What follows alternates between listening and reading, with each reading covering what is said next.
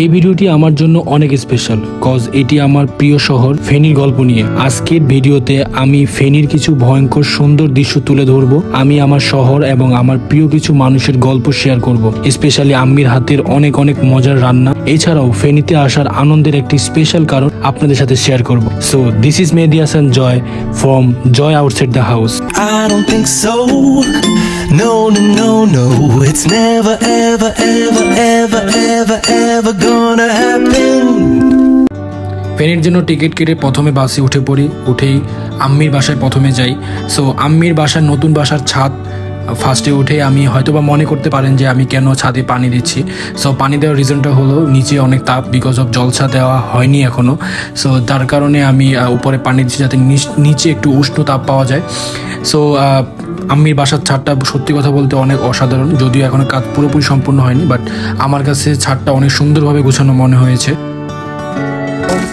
গাছের নাম আমি জানি না, এটা হলো লেবু গাছ। এটা লেবু গাছ। তারপরে এটা হলো কচু পাতা, কচু গাছ। এটা হলো লাউ শাকের গাছ। এটা হলো পুঁই শাকের গাছ। পুঁই শাকের মধ্যে আবার ইয়াও আছে, এটা কি বলে, লাউ শাক।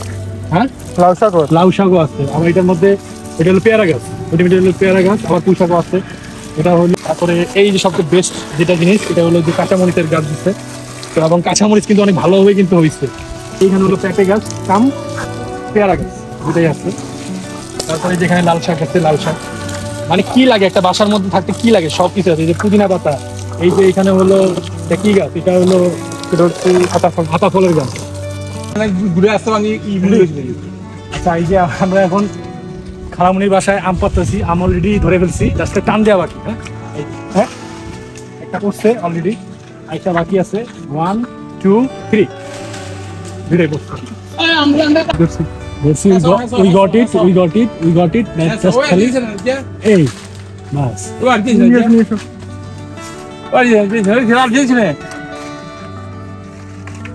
খারাপ। এই যে গাইস সাধনার ফল, ঠিক আছে। এই যে উপরে গোসল করতেছি, ঠিক আছে। উপরে হইলো ভিটামিন সি, নিচে হইলো vitamin D. Vitamin D, C, সবগুলোই আছে। তো এখানে গোসল করতেছি আর নিচে আম বানাইতেছে। একটু পর আমরা আম খাবো। আম চলে আসছে, আম ভর্তা। আম বানাইছে, আম ভর্তাগুলো অলরেডি চলে আসছে। একটু টেস্ট করে দেখি। অস্থির। এই তো মাত্র মানে গোসল শেষ করে খাবার নিয়ে বসছি দুপুরবেলার। এখানে দেখাই যে আম্মির গাছের শাক, তারপর হলো গরুর মাংস। এটা কি গরুর মাংস? কলিজা ভুনা, মাছ, গরুর মাংস, তারপর হলো গরুর পায়া। দুপুরের খাওয়া দাওয়া শেষ করে একটু রেস্ট নিয়ে আমরা ঝাউ বাগানে ঘুরতে আসি। সো এখানকার জায়গাটা যদি বলি, সত্যি কথা বলতে দেখলে আপনার কাছে মনেই হবে যে আপনি কোনো বিদেশে এসেছেন। লুক লাইক সেম এরকম। আর এখানকার এটা অনেক ফেমাস প্লেস বিকজ অফ হলো এখানে যত বিয়ে হয়, প্রোগ্রাম হয়, টিকটকার সবাই এসে এখানে ছবি ভিডিও করে। তো যার কারণে এটা অনেক ফেমাস প্লেস। আর যত সন্ধ্যা হতে থাকে, বিকেল হতে থাকে, অত ক্রাউড বাড়তে থাকে। সো গাইস, আমরা এখন যাচ্ছি হলো নানু বাড়িতে। একদমই মানে এখন বাজে মোটামুটি বলতে গেলে 9:45 বাজছে। আর রাস্তার যে অবস্থা মানে একদমই শুনশান আর হলো অনেক অন্ধকার, বিকজ অফ হলো এখানে ছাগলে যাচ্ছে 7 কিলোমিটার আছে। তো একদমই নীরব একটা রাস্তা, মনে হচ্ছে অনেক রাত হয়ে গেছে। বাট এইসব প্লেসগুলো কিন্তু অনেক সুন্দর হয়, বাট ভিউটা কিন্তু অসাধারণ। দিনের বেলা যদি ভিউটা দেখাতে পারতাম হয়তো আরো বেশি জোশ লাগতো। রাতের বেলা ভিউ কিন্তু মানে তারপরও এক কথা বলতে গেলে অসাধারণ একটা ভিউ। নানু বাড়িতে এসে ড্রয়িং রুমে নিজের ভিডিও নিজে চালিয়ে নিজে দেখছি এবং সবাইকে নিয়ে দেখছি। এটা আমার কাছে একটা বেস্ট এক্সপিরিয়েন্স মনে হয়েছে। আচ্ছা, এবার আসি আসল কথায়। সো এখানে ফেনীতে আসার যে মেন যে রিজনটা ছিল সেটা হলো আম্মুর স্কুলের একটা প্রোগ্রাম।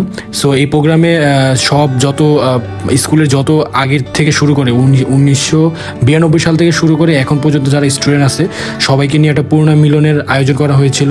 সো সেই আয়োজনের জন্য আম্মু রেজিস্ট্রেশন করেছে, আম্মু এসেছে এবং আম্মুর অনেক আগের বান্ধবী বন্ধু যারা ছিল সবার সাথে দেখা সাক্ষাৎ করেছে। ইভেন শুধু আম্মু নয়, আমার খালামণিরাও এসেছিলো, মামারাও এসেছিলো, এসেছিলো এবং যারা যারা এই স্কুলে পড়েছে এখন পর্যন্ত যারা পড়ে পেয়ে এসেছে সবাই কিন্তু এই স্কুলে এসেছিলো।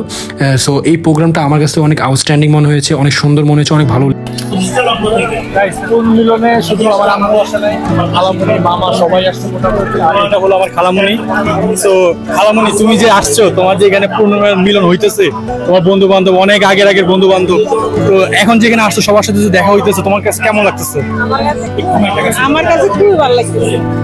মানে আমরা আজকে প্রায় 25-30 তো হইবই।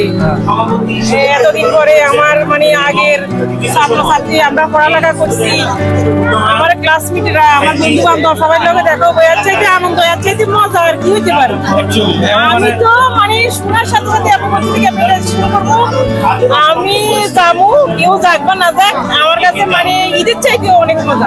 অ্যাকচুয়ালি এই জায়গায় এই যে এত আগের ফ্রেন্ডদের সাথে যে দেখা হবে, মানে এটা আমরাও চাই যে আমাদের স্কুল লেভেলের যে ফ্রেন্ডগুলো থাকে এগুলো দেখা হবে। এই বয়সে এসেও যে দেখা করা সম্ভব, এটা হলো একটা বাস্তব উদাহরণ। সবাই ব্যস্ততা থাকার কারণে সত্ত্বেও এখানে এসে সময়টা দিচ্ছি, তো এই জিনিসটা আমার কাছে অনেক অ্যাপ্রিসিয়েট মনে হচ্ছে। ঈদ পুনর্মিলনে আম্মু আসছে। তো আম্মু তুমি যে এখানে আসছো, তোমার অনেক আগের ফ্রেন্ডরা দেখতেছো, তো এখানকার অনেক যারা মনে করো যে যারা অনেকদিন পরে দেখা হয় নাই, ওদের সাথে তোমার দেখা করতে পারতেছো, এখানে অনেক অ্যাক্টিভিটিস হবে, তো সব মিলে তোমার কাছে কেমন লাগতেছে? বলতে গেলে তো অনেক কথাই, এখন আর নাই বলি, তবে খুব ভালো লাগতেছে, খুবই ভালো লাগতেছে। পূর্ণ মিলন মেলা আমরা এত সুন্দর একটা আয়োজন যে এখানে হবে বা করবে, আমি তো কখনোই আশা করিনি, তো আমার কাছে খুবই ভালো লাগতেছে। আর সন্ধে হবে এরকম একটা মুহূর্তে এত মেঘাচ্ছন্ন একটা আকাশ, এত সুন্দর একটা ভিউ দেখাটা সত্যি আসলেই ভাগ্যের বিষয়। সো আমার কাছে ভিউটা দেখে খুবই ভালো লেগেছে। দেখুন এত সুন্দরভাবে লাগছিল, আকাশটা এত সুন্দর লাগছিল, আমি দেখে সত্যিই মুগ্ধ হয়ে গিয়েছিলাম, যার কারণে ক্যামেরা বন্দি করতে বাধ্য হলাম। ঘড়িতে যখন বাজে ভোর 4টা, তখন ঢাকার উদ্দেশ্যে রওনা দেই। এত সুন্দর একটা ভিউ দেখতে দেখতে ঢাকার উদ্দেশ্যে রওনা দেই, আর আমার ব্লগটাও আমি এখানে শেষ করে দেই। সো দেখা হবে নেক্সট কোনো ব্লগে, নেক্সট কোনো প্লেসে। সে পর্যন্ত ভালো থাকুন, সুস্থ থাকুন, আল্লাহ হাফেজ।